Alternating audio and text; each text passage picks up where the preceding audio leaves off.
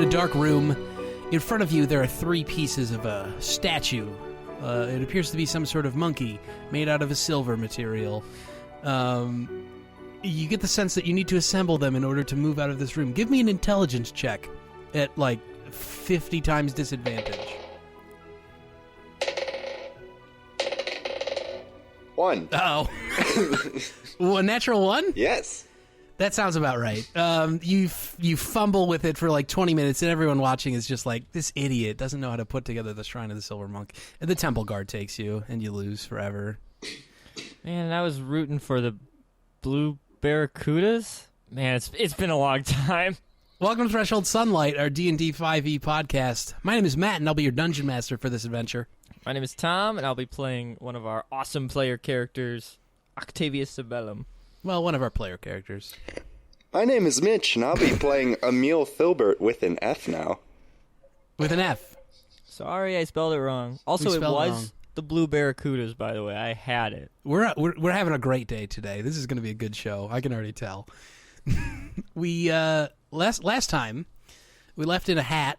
Everyone was in a hat, and you guys were chilling in a temple in the middle of the Norway desert. You just killed a mummy.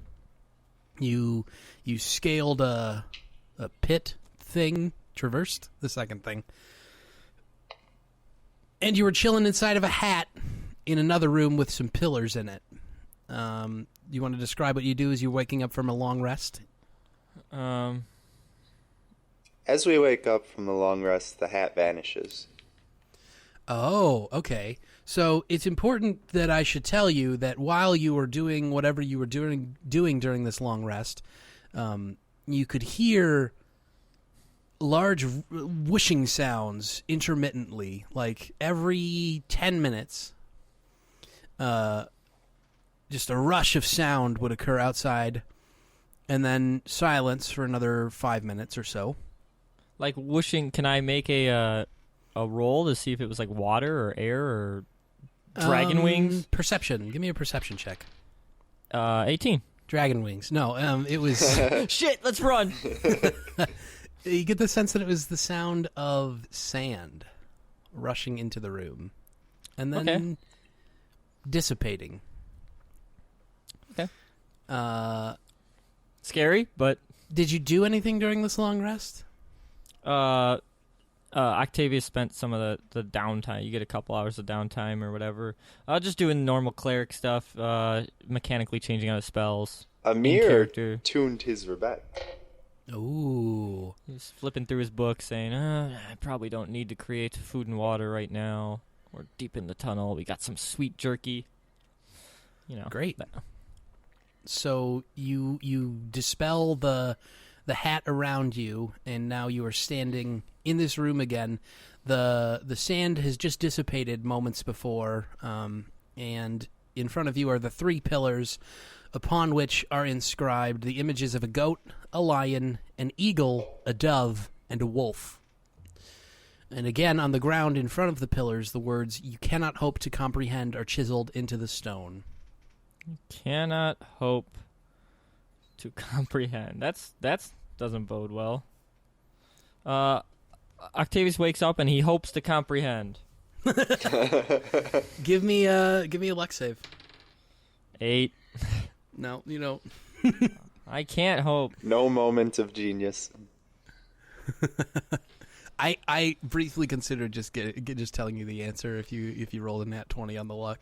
Yeah. I was like, this inscription's obviously false. It'll happen at some point, which is why I'm excited for the luck save, because I think it'll be an interesting mechanic. What are you doing?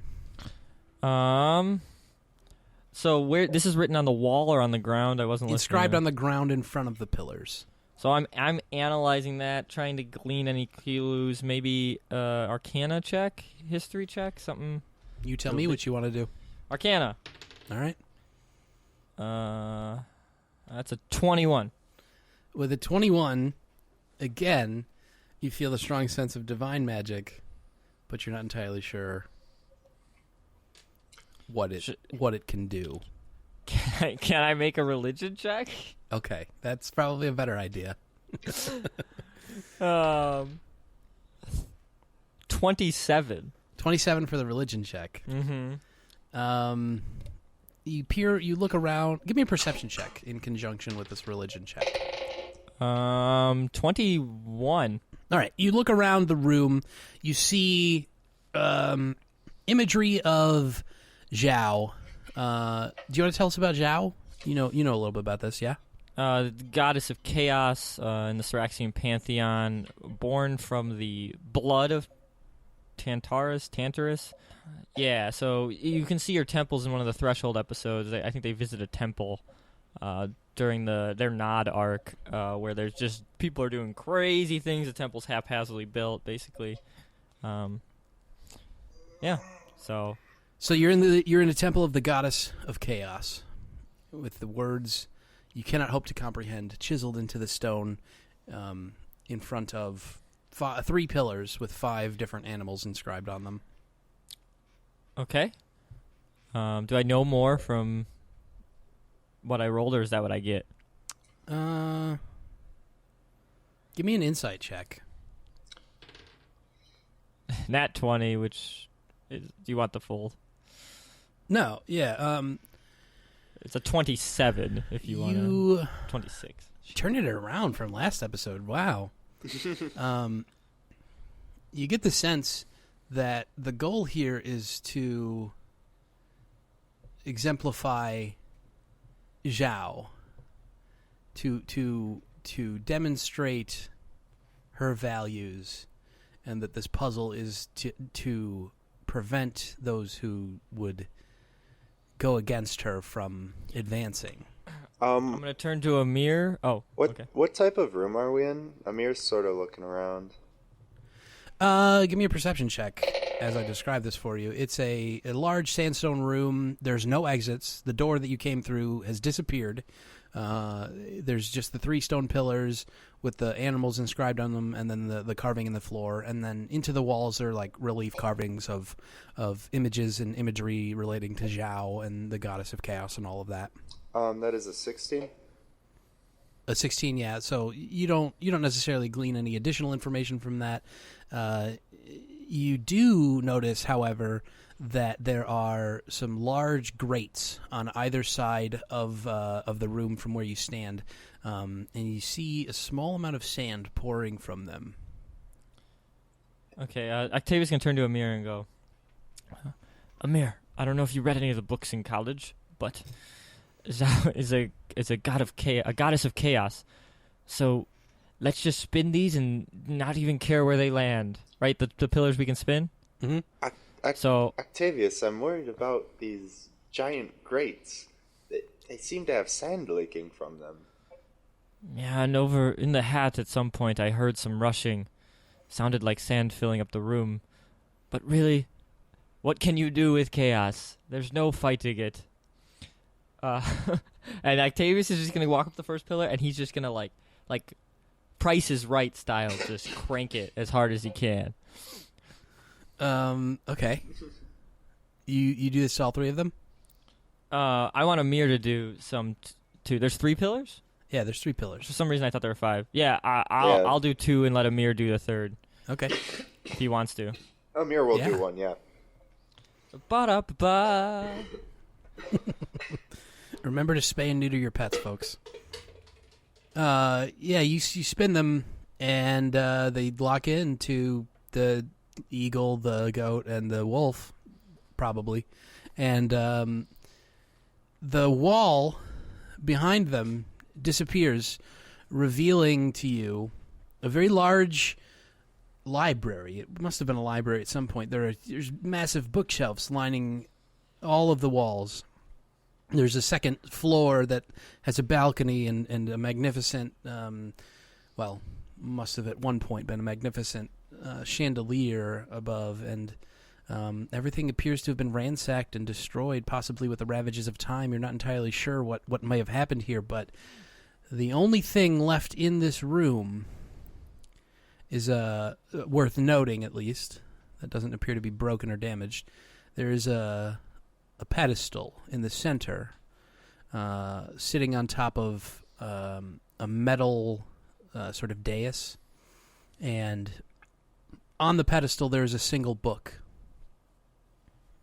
Is it like a book? Is it floating, or is it just a book like open, or is it closed, or?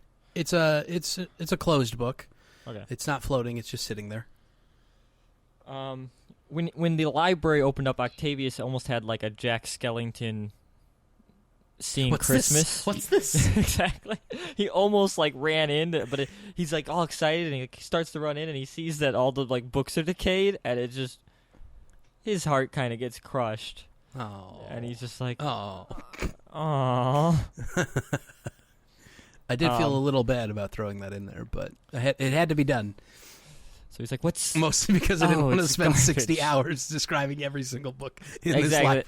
As Octavius pulled everyone out, like, what's this one? What's that one? It's another fucking book about sand. Yeah, wow. Octavius is very interested. Can you please detail what's in it? So what Octavius is going to do, like really like begrudgingly, is he's going to start ritually casting Detect Magic. So he's like setting some stuff up, laying out twigs or whatever he needs to around this dais. 7 minutes that you do this. Amir, are you chilling while he does this, or are you going to just...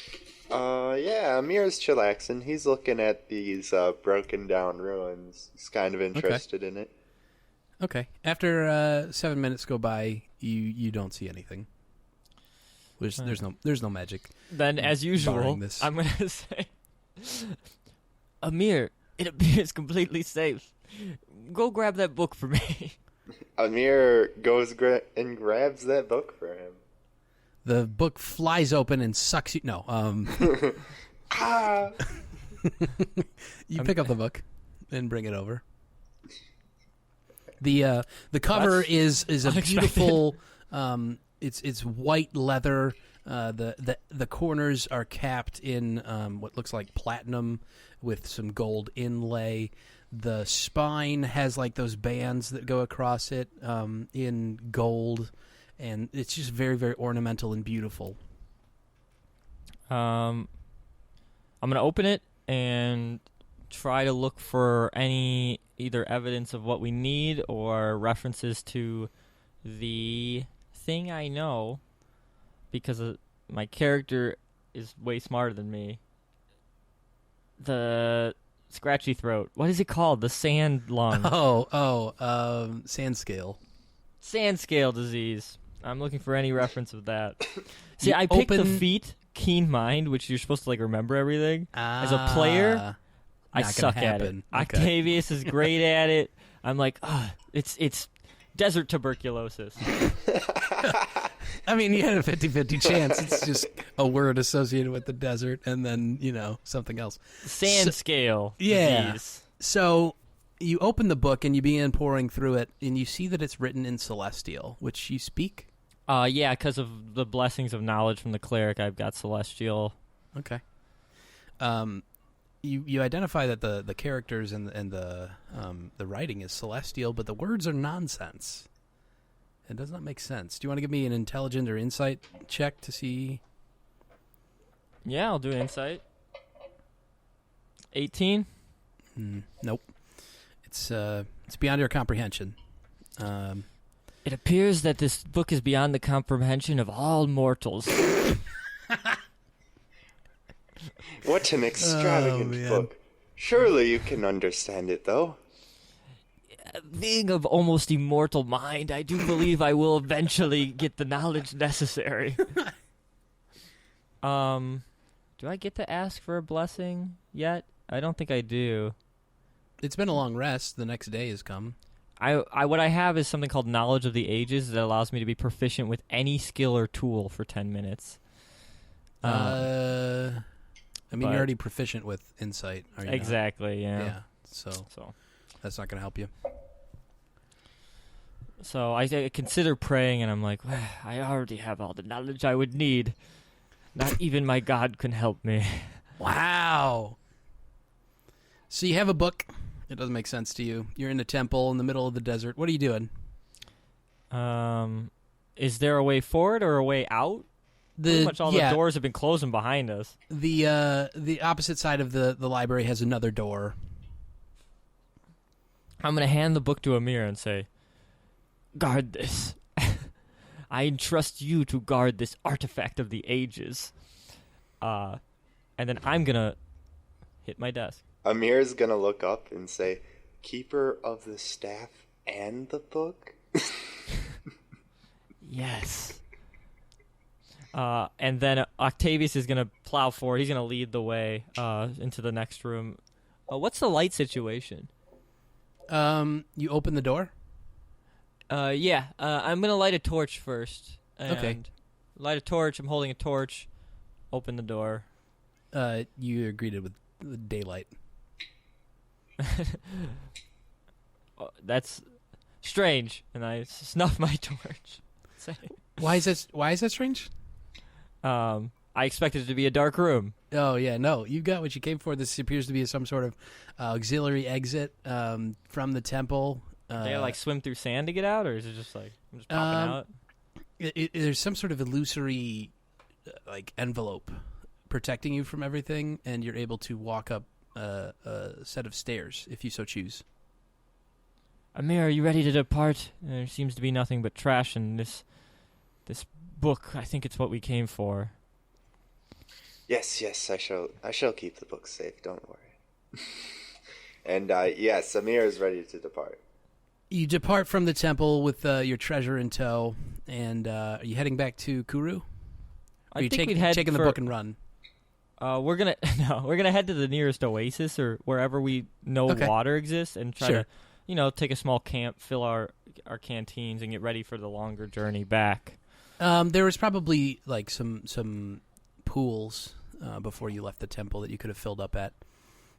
So you have plenty of water. Okay, so then we're just heading the longer journey back, and you do so, and you make it, and you're totally fine.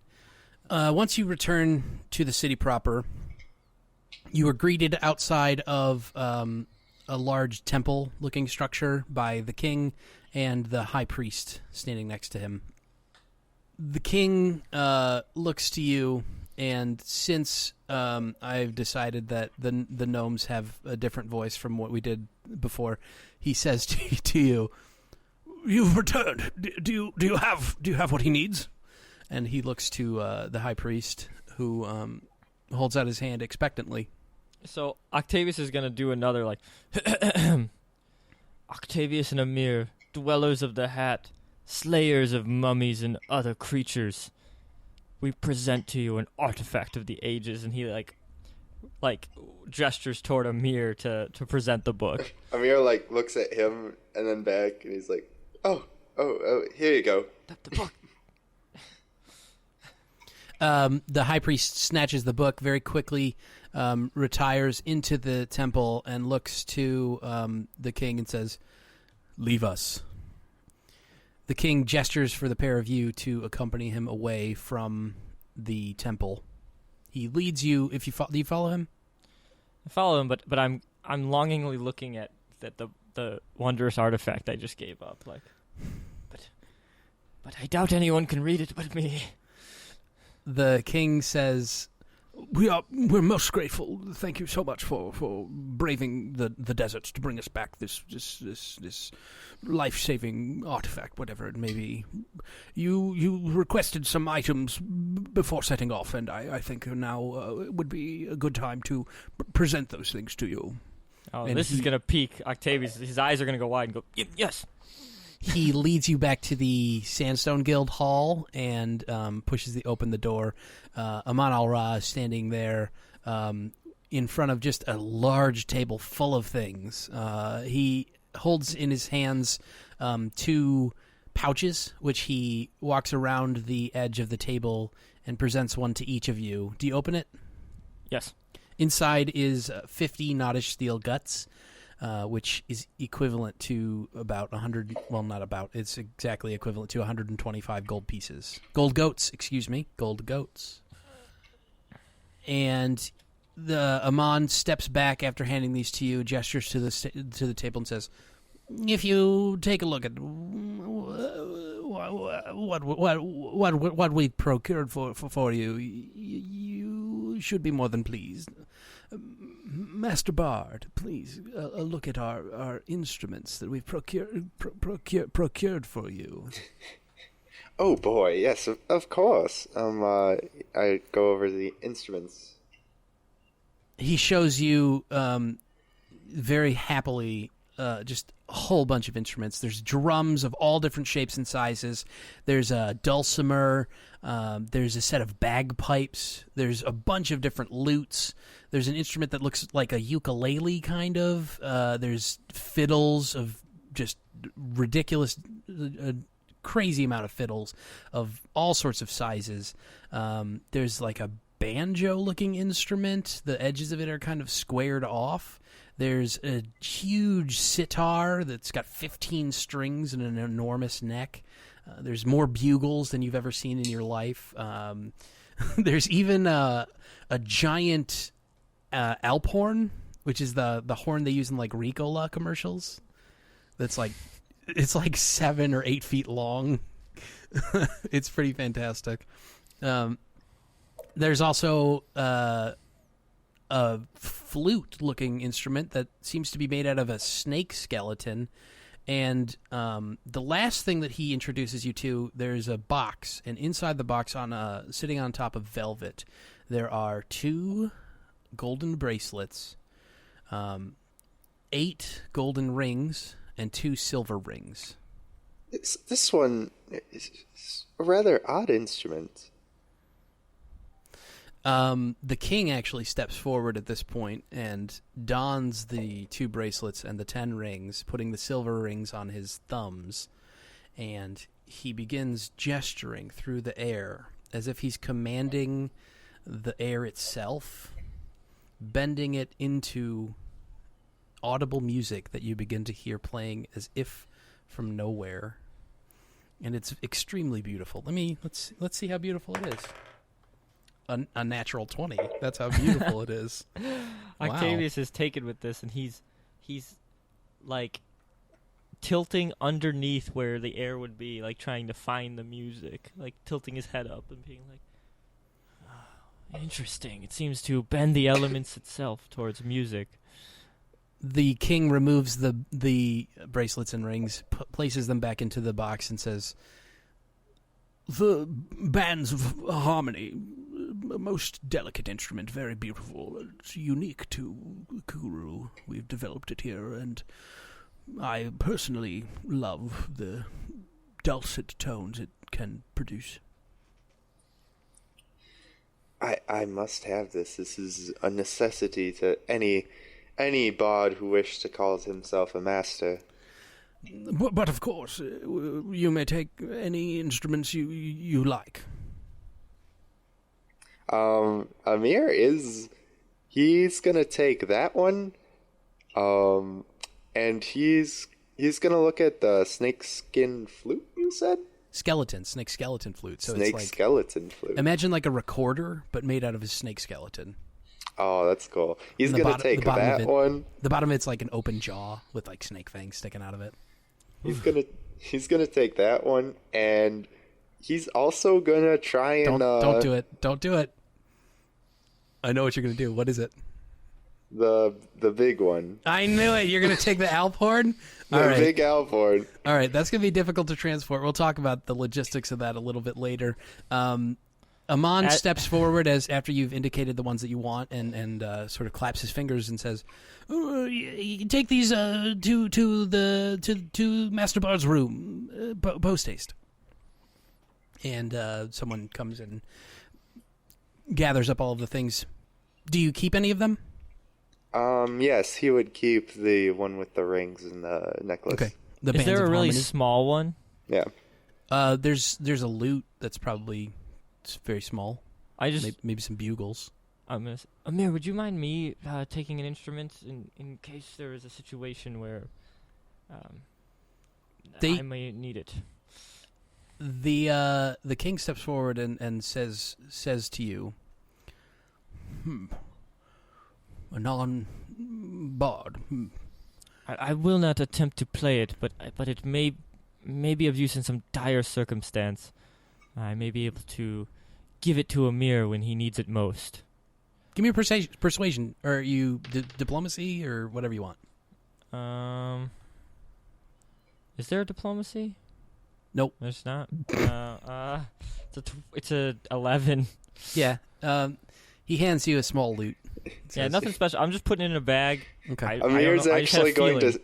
Amir's going to say to the king, he's actually quite good at playing music. I mean, he's been listening to me all this time. I'm sure he's picked up on most of it. The king is going to take a step back and he's going to look at you expectantly. I go to play and it's a 4. Oh. He hides the disdain on his face and says, perhaps a bit more practice. Yes. I'm sure he could learn from you, Master Bard. I will save this for a time when I need it most, and I put it in a bag. In addition to the musical instruments, there's also a set of studded leather armor sitting on the table for you, Amere. All right. So that's an additional 1 AC for you. Sweet. Octavius, after they're finished giving Amere his goodies, they bring you over to a much larger table because you requested literally everything. And they present to you a golden mace and the tips of the, do you know how the mace has pointed little filigrees that stick out that do the actual damages? Mm-hmm. You look at those and you see that they are in fact made of Nottish steel. Wow. So you have a he nice snatches that up and swings it about a little bit. I'm gonna make a dexterity save, see if you hit Amon al-Ra. No, you don't. He dodges out of the way. It's like very good. This is quite, and he just takes his other mace out and drops it right on the ground. Someone comes and immediately picks it up and takes it to the back. And just puts this new mace on his belt or back. Probably his back. He's got some sort of mace holder. This will do quite nicely. Then he follows up to say, I apologize. We were unable to procure a more suitable bow for you. That may take some additional time. However, we have some other items that you did, in fact, request. And he hands you a potion from the table and says, we could not procure the pearls of power that you identified. They were beyond our grasp. However, the gnomes here have cobbled together a recipe for a potion of power that has similar effect, though somewhat more unstable.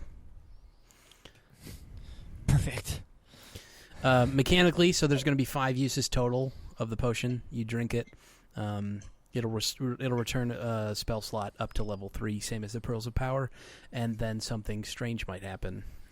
Do I have a pearl? Just a standard pearl with no benefits? You did not ask for one overtly, so I didn't write it down, but I suppose it could be among the... They have some assorted ingredients that they have procured for you, so sure, there's probably a pearl on there. So I snatch up a pearl, and I uncork it, and I throw the pearl in, and I cork it, and I go, perhaps I could make my own, and it's probably not going to work at all, but Octavius is very cocky. The gnomes may have attempted to imbue the pearls in such a manner. However, perhaps you will have more luck than they did. I'm a very lucky person. Give me a luck roll.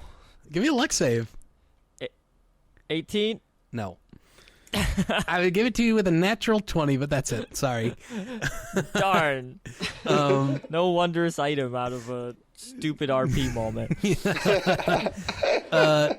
He goes on to gesture to the rest of the artifacts and items that he's gotten for you. He picks up what looks like a tongue of some sort of lizard. You requested a dragon's tongue, and he says, I do apologize. The dragon's tongue, I am afraid no one has ever seen one within the city. We managed to procure this sand monitor tongue. The dragon of the sands. Yeah, actually. That's exactly what it is. He handles it with, a gauntlet. He puts on a metal gauntlet to pick it up, and as he hands it to you, he kind of gingerly. He's handing it to my bare hands? He's gesturing for you to take it. Sure. I'll go for it. Okay. You do that. Davis is cocky. Nothing bad happens to you overtly, but you can tell something. He's a little wary of that. He also presents you with a set of alchemist supplies. I don't know if you started with those, but you have them now. Okay. He gives you a single file of weak acid. Nothing especially strong. I drop it immediately. Really? And go, woo! Really? No, it was an LSD joke. Okay, I thought so. I pour it on my tongue. Everyone and in the take room a lot of damage. trips and falls over. Whoa! Puns on puns. Puns on puns on puns. And last, they pick up another sack, a black pouch that looks like it's got some heft to it, and he hands it to you, dropping it into your hand. You can feel that it weighs roughly a pound or so. I look inside. Inside, you see what appears to be powdered rubies. And I go, fantastic. I thought I had this earlier, but I need it very much. Mechanically, that is going to be roughly 100 Nottish steel guts worth of ruby dust, which works out to 250 golden goats. So that should be 5 uses of continual flame. Sweet. I'm going to light up the night. I'm going to drop acid and start a rave. Do you when you see this, do you display any sort of emotion on your face? Yeah, my eyes are wide. I'm like, whoa, this is 5 times as much as I thought I was. This is great. Immediately upon seeing you respond to this, he says, "Oh, I do apologize, sir. Is that not sufficient? We can procure more. So should you wish?" This should be sufficient. Great. I almost was like, yes, another bag. But I mean, it's never going to go out, so, I mean, exactly. How much do you really need? I can't imagine I'll light more than 2 things, so. And then as far as, like, potion ingredients and magical components, we'll talk about that off air, just because that's boring. I get some bones and some twigs. You wrap a copper... Well, I mean, it can be cool if, like, you find your components scattered throughout an abandoned temple, but I'm just not as good as Steven and Kevin. Also, I got my book. My book's freaking awesome. The book's awesome. Brooke Shields does all the casting I need. Shields. They turn you loose after they hand you all of these things, and they gesture to you. Should you like to spend some of your spoils, I would recommend you check out the Ibsen open marketplace in the center of town. And he points towards the large red tent that you noticed when you first walked into the city. If Amere it wasn't red like when you first walked there. into the city, it is now. I think you've mentioned it. Yeah. Well, also, thank you very much. You weren't able to acquire some of the more powerful things on my list. I see. I will try to purchase some equivalents in the marketplace. Is there a good armorer? He ponders for a moment and says, "Yes, of course. You can find anything you need in the Ibsen marketplace. It's very well equipped." You have been a most gracious host. We will depart at once. All right. So you head away from the Sandstone Guild and march your way over towards the open marketplace. As you approach the enormous tent, you see that it's constructed very haphazardly. It appears like it may have grown very quickly, and they have added on sort of where they needed to when they needed to. Imagine a tent that was built by the Weasleys. You duck into the tent, and you see that the structure is held up by what look like green wooden beams that sort of twist and curl straight upward into the fabric, holding it up.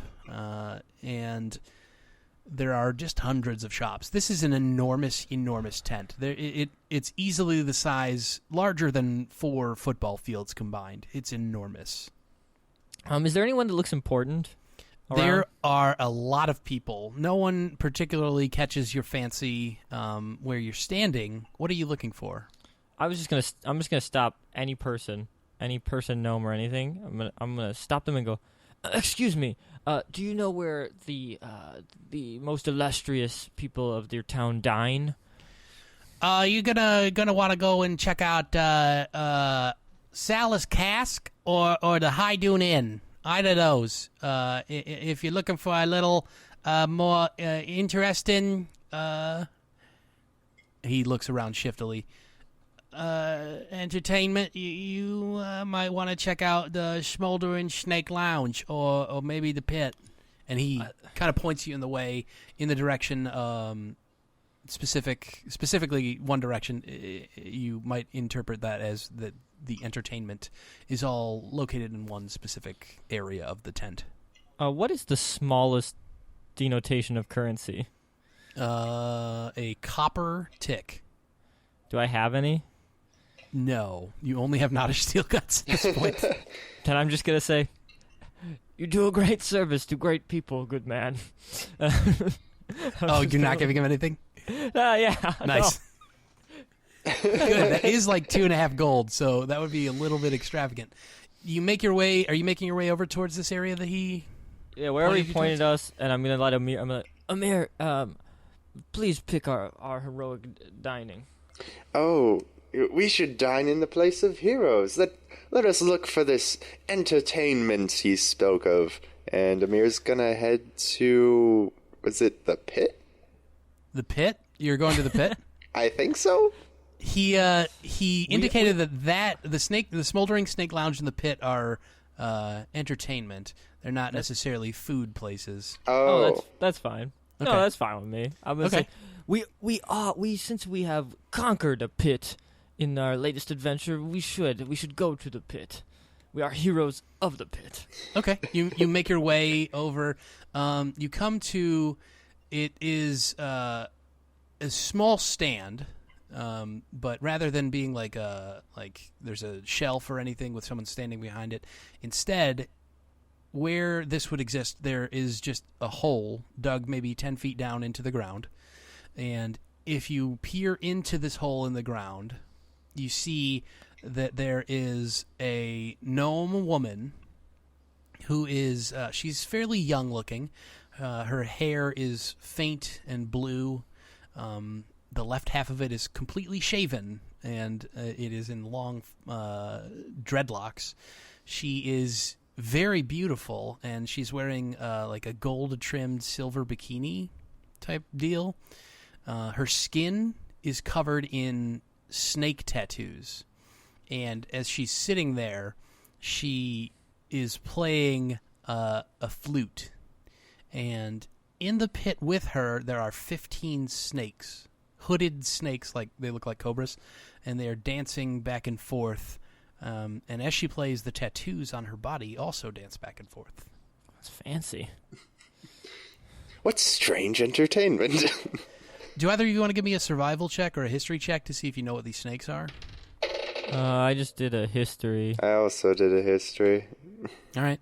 17. I got 19. Damn. You know that these are spitting nagas, and they will kill you super duper a lot. They seem to be rather dulcet, though, dancing back and forth for this gnome woman, who, upon seeing you, looks up from her music and says, "If you want me to have him dance for you, it's not a steel gut." Amere, pay the woman. Yeah, Amir wants to hear her play, so he'll pay her not a steel gut. Wouldn't you love to be accompanied by one of the great bards of the ages, the one and only Amere Filbert? No, the snakes, they like my sound. I'm afraid if someone else might be to play, they might get a bit rowdy. Amere, pay the woman. Yeah, I flip a coin in the pit. She catches the Nottish steel gut and begins playing a tune. And Amir, what image is in your head right now?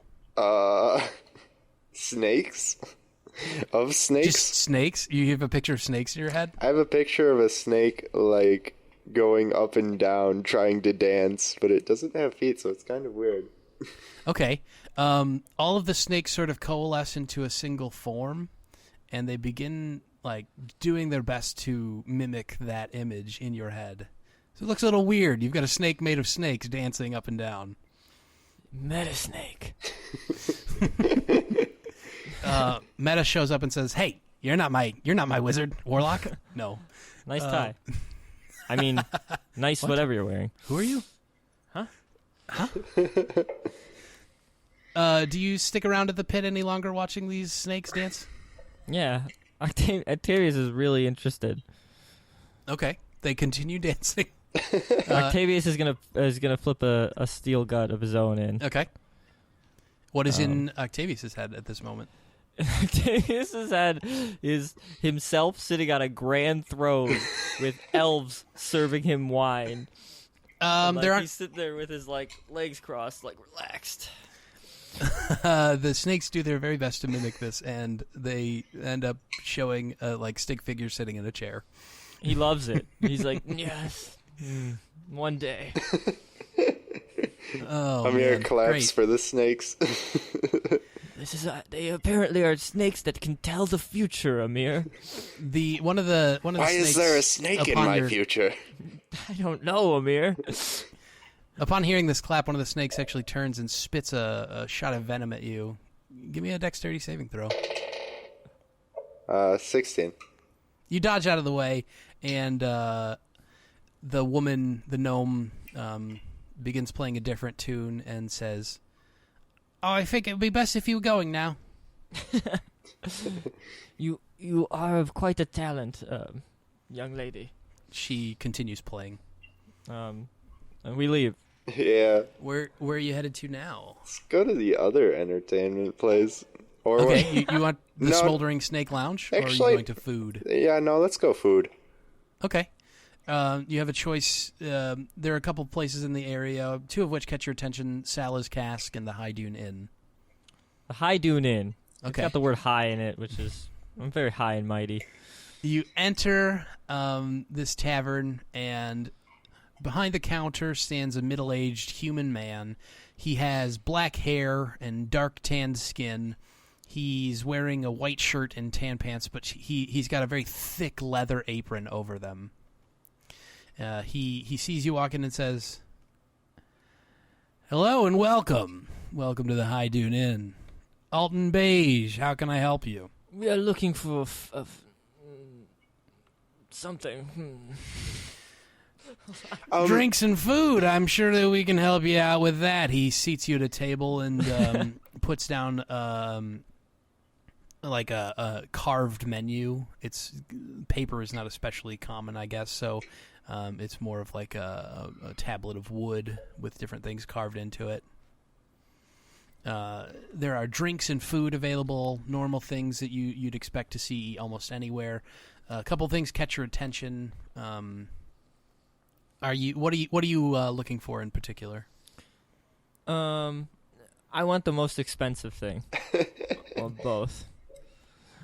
Both the drink and food. Amere is going to copy Octavius's order exactly. Okay. So all the food is priced the same. Looking over the drinks, you see one particular item stands out.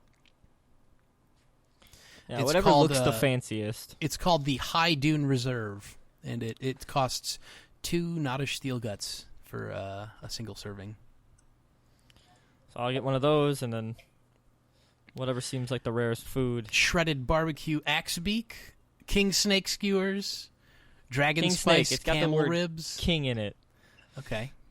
Slow cooked sand monitor.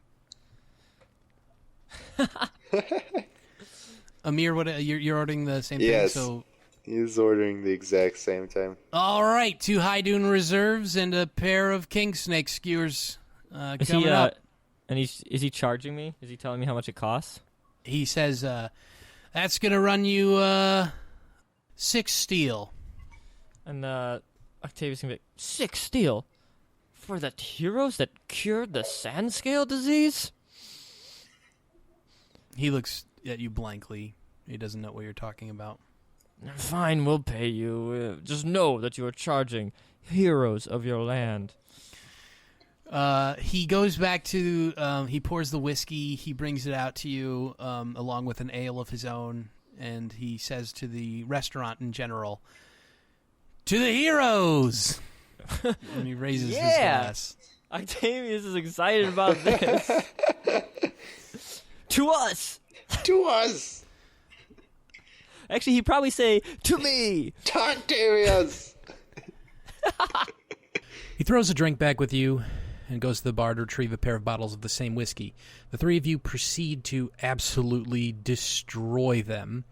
And once you're sufficiently drunk and well-fed, he leans in close and he drops his voice and says, If you're looking for something a little better, I'm not supposed to talk about this so much, but they got something special over at Sal's Cask. If you're looking to celebrate. Yeah. It's odd that you would give patronage to a competitor. This food here is quite fine. The food's great.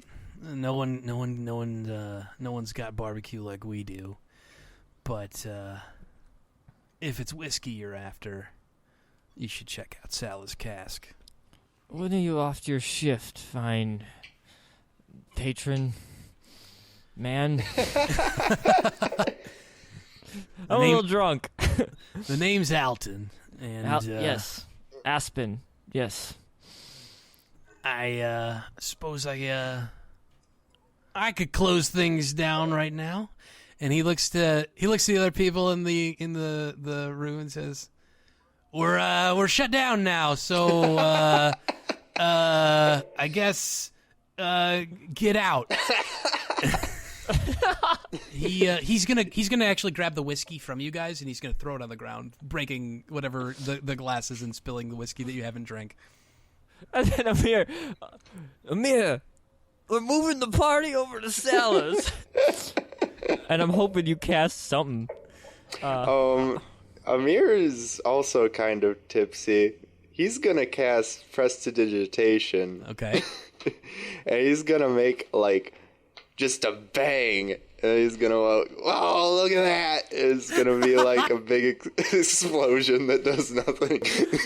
Oh, man. The other people go running from the room. They're kind of scared of this.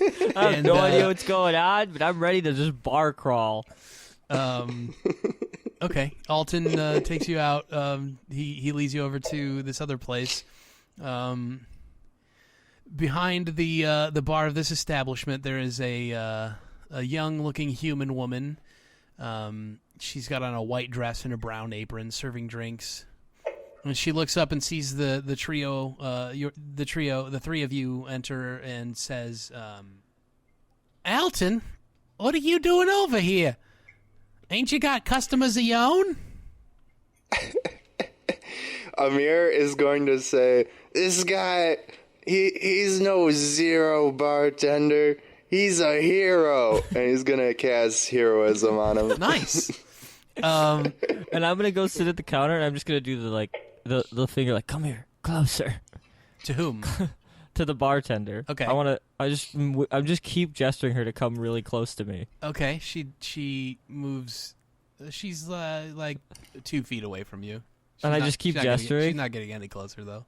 And then I'm trying to whisper. I'm like, I hear you got some special stuff here, but it's pretty loud. I'm just I'm trying to be quiet, but I'm a little drunk. I'm like, I hear you got special stuff here. Alton at this point interrupts you and shouts, 3 whiskeys, please.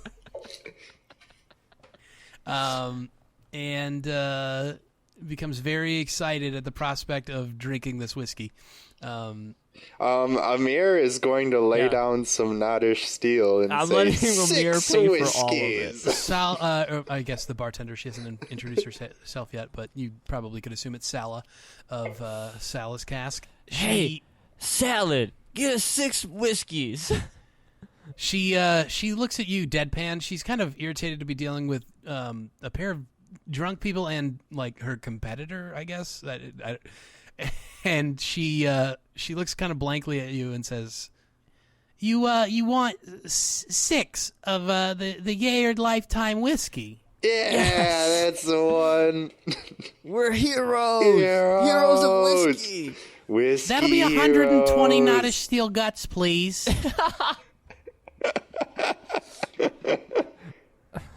That's a lot. Yeah. I'm like counting. I'm like,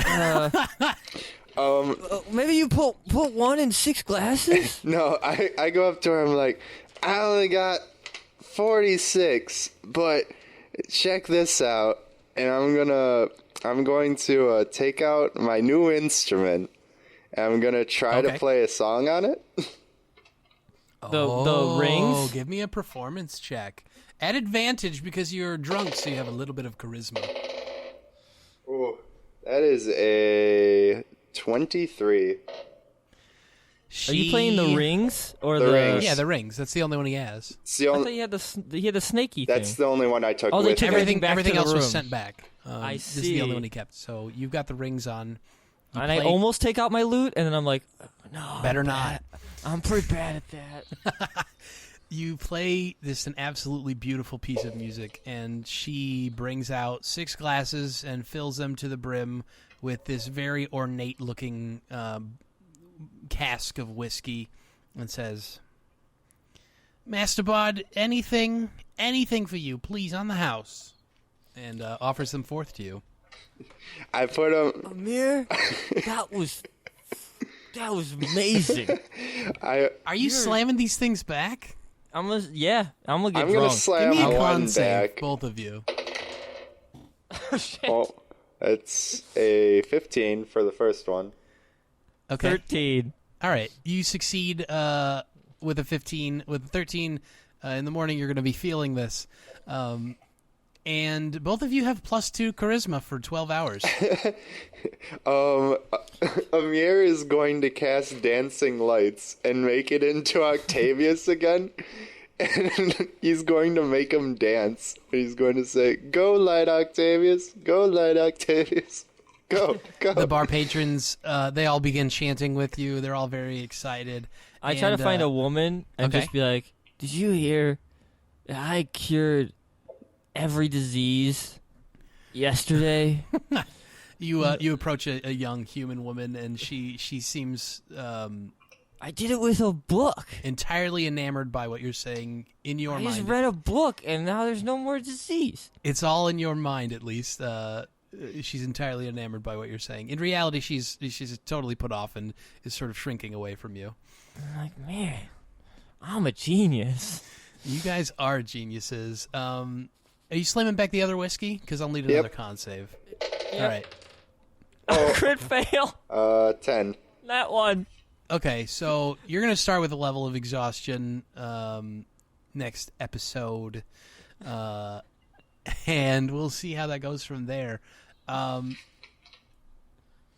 It's going to be... I think that's going to be it. There's a lot more to explore here in the open marketplace. At the end, Amere is going to say, "I'm dropping the hat." Oh, you cast the hat in the I'm casting shop? the hat in the shop. Okay. Is everybody included? What level is the hat? It is a 3rd level spell. Okay, it's dispelled immediately because that would be extremely rude. Unfortunately, as cool as that sounds, I can dispel it. I'll be like, no, we're partying, Amere. Don't drop the hat. And I'm gonna dispel it. oh man, 'Cause I actually have that prepared. it's like 2:00 on a Saturday, and you two are very convincingly drunk. This is impressive. That's We're celebrating. I cured every disease. Oh man, I can't wait to complete. I'm gonna cast invisibility on my hand, and I'm gonna be like, "Where'd it go?" Oh man, so that's We're gonna be gonna exhausted with no spell slots. Yeah, that's going to be the end of this episode. Next time when we join back, Octavius, you will be exhausted. you're not going to be exhausted, Amere, yet. If you keep drinking, you might gain some more. There's a lot more of the town to explore, but things are getting a little bit long here, so I'm going to cut it off now. If you want to go shopping, look at the armor or the weapons, magic items, other such things. There'll be time for that next episode. Other than that, do you have questions, comments, concerns? That was unexpected, but I like where it ended up. Yeah, I was not expecting you guys to get bombed either, but it happened. And I was a little torn by the idea because, I mean, would a guy really give away his business to his competitor? But this Lifetime whiskey, so the story that I have written for this is that Salayer is a human woman, and her family has owned Sala's Cask. It's changed names, obviously, for years. And the Lifetime whiskey was established by her great-great-great-great-great-grandfather. And it is essentially a whiskey that is brewed for their entire lifetime.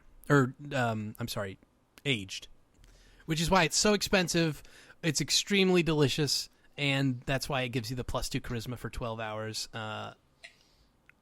And I feel like if something that delicious is right next door to your place of business, you're probably going to be giving away some of what you got. Plus, we were convincing. That's true. We're the heroes, and we're taking him on a party. That's true. I don't know why we took him with us. What's his name? Aspen? Alton Beige, Yeah, which may or may not be because I'm a huge fan of Alton Brown from the Food Network. Because his food is actually the best in the marketplace. So you got to see the best of both worlds. Any other questions? I don't think so. I'm pretty happy with where things ended up was good. Yeah. Yeah, I'm celebrating my own heroism. If you enjoyed this episode, make sure you go and check out the D6 Mafia. Go to d6mafia.com or youtube.com/the D6Mafia to check out the original Threshold series, the father series of this wonderful world that we've ended up playing in. It's super great, and you should definitely check them out. Well, yeah, we're available all normal internet places. We got a subreddit r/D&D Threshold, Facebook. Facebook.com/StudioLT3. We're at StudioLT3 on Twitter. If you email contact@StudioLT3, we'll probably answer. Mm-hmm. So, yeah, reach out. We always love hearing from fans, and fans have given us cool feedback in the past, even drawn us cool art, and we always love that. We love to hear from you. You can check out our website, StudioLT3.com. Anything always goes up on there. And hopefully at this point our podcast provider has changed properly and everything has gone smoothly. If you're still having problems with that, make sure you go to StudioLT3.com and we'll have information there about what you can do to help fix it. Other than that, we're always on iTunes. Hopefully we're still on Stitcher. And leave us a review, please. That would be so great. Yeah, leave us a review on iTunes because then everyone knows how we are the absolute hero of all podcasts. Oh no, it's sinking. You're becoming Octavius. I actually, in order to roleplay properly, I got drunk during this cast. You guys got anything else? That's all for me. I did not get drunk. That's going to do it for this episode. Thank you all very much for listening, and we will see you next week. Shade and happiness to you. Crushed it. Yeah, I practiced it. Bye-bye.